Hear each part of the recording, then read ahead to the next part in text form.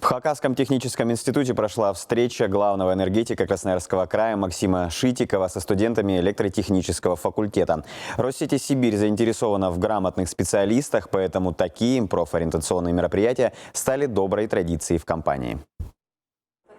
Максим Шитиков, директор Красноярскэнерго, сам выпускник Хакасского технического института. Закончил его 23 года назад. Начинал электромонтером. В компании Россети Сибирь такая традиция. Выпускники вузов начинают с низов, чтобы лучше изучить сложное энергетическое хозяйство. Максим Шитиков быстро поднимался по карьерной лестнице. Уже 2 года руководит одним из крупнейших филиалов. В подчинении у него почти 4000 специалистов. У компании впереди переход на цифровые технологии, и осуществить его помогут нынешние студенты. Они гораздо более подготовлены к жизни в цифре, чем мы с вами. Они себе наверняка не представляют себе жизни без того, чтобы быть окружены цифровыми гаджетами, цифровыми технологиями, сетями и всем прочим. И с их приходом, я надеюсь, они просто привнесут культуру обращения с цифрой в энергетике. Максим Шитиков уточнил, что те, кто планирует работать в компании Россети Сибирь, должны получить хорошее базовое знание по энергетике.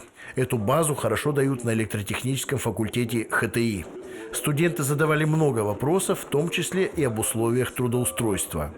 Я считаю необходимым такие мероприятия, потому что человек опытный, прежде всего начальник, и прошел, так скажем, самых низов, то есть с профессии электромонтера и до такой высокой должности. То есть он, можно сказать, должен делиться своим опытом. В энергетике готовят кадры, начиная со школьной скамьи. Кроме акции «Недели Россети Сибирь» есть несколько проектов и для студентов, в том числе такой, как корпоративная стипендия. Отбираем лучших студентов, готовых отработать в сельской местности после выпуска из учебного заведения, и заключаем с ними договор, что в течение 3 лет они отрабатывают у нас, но при этом во время обучения получают корпоративную стипендию. Еще один проект – летний энергоотряд. Студентов на 2 месяца принимают в штат, они получают достойную зарплату, опыт и возможность начать перспективную карьеру. Виктор Лушников, Дмитрий Симонов, Вести Хакасия.